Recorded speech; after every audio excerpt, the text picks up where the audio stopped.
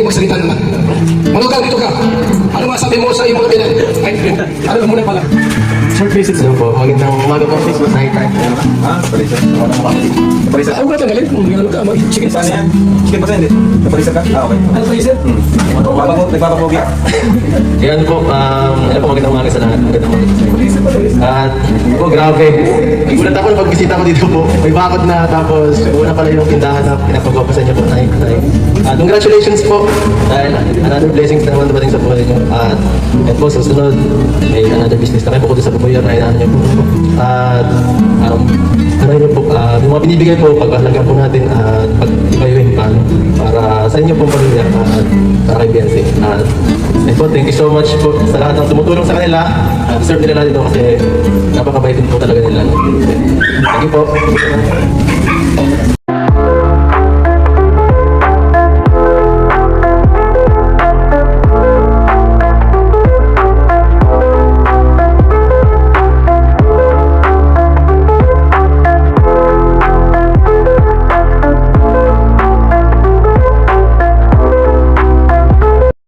So ay mga Kalingap, nagsalita si Kalingap Edo doong ribbon cutting po ng tindahan nila Bibi Beyonce. At ayan, congrats din po sa pamilya ni Beyonce at talagang grabe yung mga blessing na dumarating mga Kalingap. At sabi nga ni Papa Eds or ni Kalingap Edo na pahalagahan nila po ang bawat sintimo na binibigay po ng mga sponsor, no? At talagang swerte po sila sa mga sponsor kasi nga nandyan sila palagi para po suportahan po ang pamilya nila Beyonce. Talagang nagpapasalamat po si Kalingap Edo dito sa mga sponsor. At syempre sa nanay at tatay po ni Beyonce na talaga namang deserve din po talaga nilang bigyan ng tindahan para po sa pang-araw-araw nilang pangangailangan, no? At para magkaroon din sila ng libangan, di ba mga Kalingap?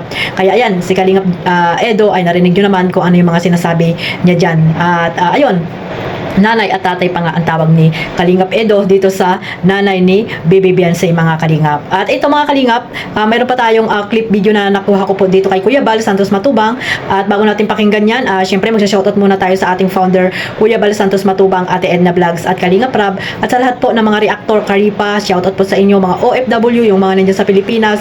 At syempre yung mga sponsor na walang sawang sumusuporta po sa buong team Kalingap. At dito nga mga Kalingap, mayroon po ditong sinabi din si Kalingap Rab kay Beyonce at kay Kalingap Edo, lalo na po kay Kalingap Edo mga Kalingap. At pakinggan natin mga Kalingap at after nito ay magbibigay po tayo ng kunting opinion mga Kalingap. At ito, sabay-sabay po nating panoorin ito. Kalingap, nagbibigay po ng final message. Dito po sa pamilya ng Matalino. Ayan. So, grabe. Sobrang saya nakabalik ako muli dito sa pinakamalaki at pinakamagandang pabahay ng Team Kalingap. And talagang naalagaan. Ang daming pagbabago. May tindahan na, may gate. So, thank you Nay, thank you Tatay sa pagmamahal po sa bahay na ito. At yun, happy birthday, baby. Ayun, Toy, happy birthday. Oo, saka congrats po sa bagong negosyo po ninyo. Deserve niyo po yan kasi sobrang napakabait po ninyo eh. And, ayan, tawag dyan, syempre, thank you din sa mga sponsor. Ayan, sa mga kasikaso, ayan, kay Doc Labs, kasikaso sa mga sponsors, sa pindahan. Kasi alam niyo naman, di ba, hindi na kami nakatutok sa isang beneficiary. Talagang lahat po yan pinupuntahan namin. Hindi porke viral is doon lang kami vlog. Hindi po ganun. So kami po ay talagang priority namin. Kasi talaga yung kailangan ng tulong, yun po yung tutulungan namin. And salamat nga po kasi sa tulong na Kalingap serye natin, mga serye natin, ang dami pong natutulungan ito. Maliban sa beneficiaries natin, pati yung mga talented extra natin doon sa mga serye natin, natutulungan din po pati mga vlogger. And syempre yung mga pabahay natin dahil po yan sa mga serye natin. So, hindi naman lahat ng vlog natin yung serye. Kumbaga pangdagdag lang yan para sa mga tao naman, mga OFW na naghahanap ng mapaglilibangan. Kaya sinasabi ko na rin yung serye. So sa EDSI po, salamat po sa inyo. Sobrang solid po ninyo yung birthday ni Beyonce. Talagang record breaker din po. Wala pong ibang makakagawa nun kundi ang Kalingap, ang mga sponsor ni Beyonce. Thank you so much po sa inyo. Hindi ko ma-imagine talaga kung lumampas siya sa expectation ko yung birthday ni Beyonce. And as of now, nasa million views na po ang mga vlog natin at sa po ni Beyonce. So kahit ganun po, si Beyonce hindi pa rin po nagbabago. Napakasimpleng bata pa rin. Kung ano siya dati, ganun na ganun pa rin po siya. And syempre, nabati ko na rin si Beyonce. Gusto ko lang din pasalamatan ang kanyang kalab team na si Papa X. Diba? Kasi sa almost 90 episodes namin, kumbaga grabe yung effort ni Edo. Kumbaga lahat kami nag-effort. Pero ang nakikita lang kasi ng mga viewers is yung tapos na eh. Pero sa totoo lang po, yan, ay ngayon po. Tadaanin mo natin yung track. Ayan, pero sa totoo lang po, bago namin may vlog, grabe yung paghihirap namin. And minsan po, wala akong narinig na reklamo kay Papa X. Pati excuse, kahit ano. Saka take note po, wala po yung kapalit. Wala akong binibigay na talent fee sa kanya. Nagustuhan niya lang matulungan si Biancy. Ganyan niya ako mahal si Biancy.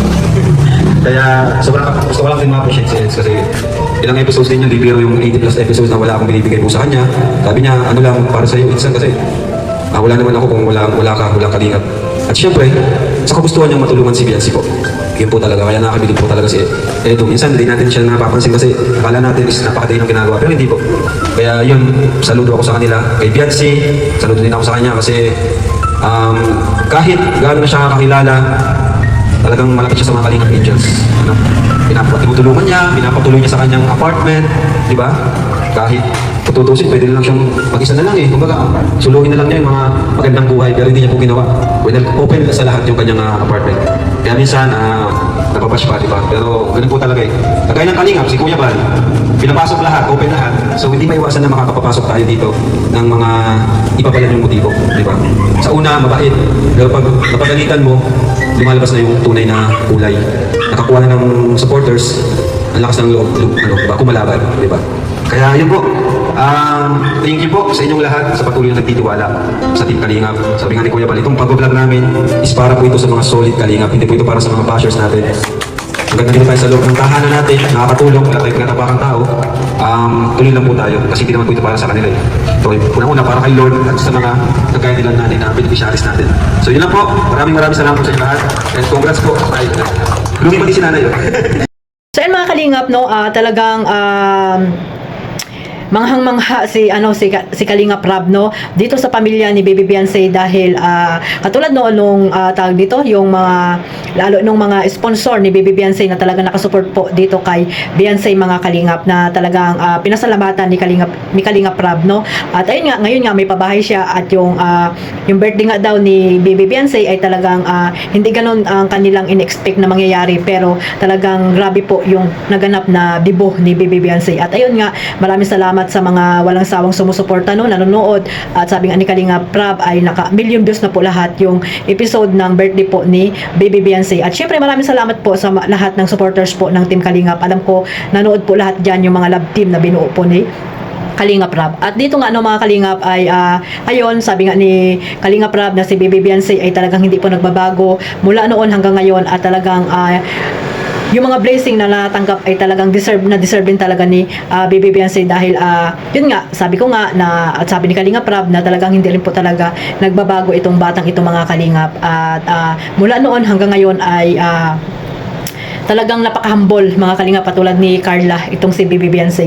At ito nga mga kalingap, dito po ay syempre sa pamamagitan ng mga love team, no, sabi nga ni Kalingap Rab na mga OFW ay ito ay libangan nila or parang hindi yung lahat ay napapanood natin yung mga tawag dito, yung mga tinutulungan nila Kalingap Rab na nakakaiyak, 'di ba mga kalingap? Kaya nga nag-ano si Kalingap Rab ng ibang way, no, ng love team. At isa na dito po yung EDSA mga kalingap na talagang sinuportahan po ng mga supporters po ng Kalingap at supporters po ng EDSA, no. Yung mga nagmamahal po sa EDSA talagang nakasupport po sila dito mula noon hanggang ngayon sa EDSA mga kalingap.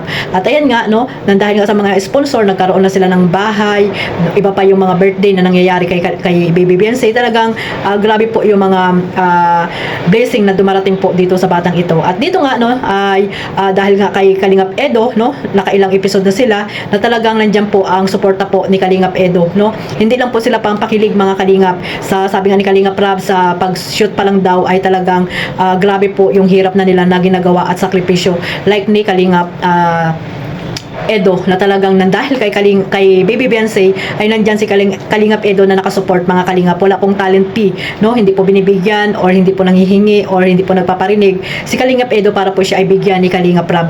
Ganyan po kabait si Kalingap Edo mula naman noon na nakita po natin siya sa Kalingap. At unang-una po yan nakasama ni Kalingap Rab, si Kalingap Edo ng K-Boys, no? Kasama po yan nila ni Mr. Benti Boy. Kaya mula noon hanggang ngayon din ay talagang hindi rin po talaga nagbabago itong si Kalingap Edo na napakabait po mga Kalingap at nakasupport po sa kanyang pinsan na si Kalingap Rab. Kaya po ganyan po talaga ang pagsuporta ni Kalingap Edo dito kay Baby Beyonce. Di ba? Napakalaki po ng tulong ni Kalingap Edo, no? Kay Baby Beyonce kasi nga syempre na-love din po sila at si Kalingap Eds ay talagang kahit ilan na po yung naging love team ay talagang sinusundan po siya ng mga supporters po ni Kalingap Edo at napakalaki po talaga ng tulong niya dito kay Baby Beyonce mga Kalingap. At ayan, no, sabi nga ni Kalingap Rab ay talagang hindi po talaga nagrereklamo itong si Kalingap Edo. Kaya yung mga supporters po ng EDSA dyan, no, sana supportahan po natin ang YouTube channel ni Kalingap Eds, no, at i-marathon nyo rin po mga Kalingap at hindi lang po ang serye po ng EDSA. Ayan, supportahan po natin si Kalingap Eds at yung mga buzzer dyan, tigilan nyo na po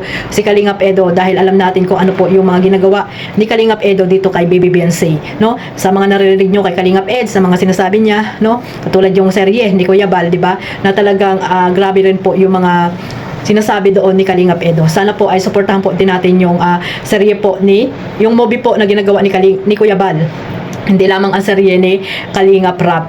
Suportahan din po natin si Kuya Bal. At syempre itong si Kalingap Edo. So hanggang dito na lang po mga Kalingap. At sana po huwag po kayo magsawang sumuporta sa buong team Kalingap. Lalo na po yung mga charity vlogger na walang sawa pong sumusuporta or tawag dito, wala ako, or naghahanap po ng mga taong matutulungan mo po saan man dakot ng lugar po dyan sa Dait at hindi lamang sa Dait, saan man dakot ng lugar po dyan sa Pilipinas. Suportahan po natin silang lahat. At syempre ang ating founder, Kuya Bal Santos Matubang. God bless po sa lahat. Mabuhay po ang Team Kalingap. Bye-bye!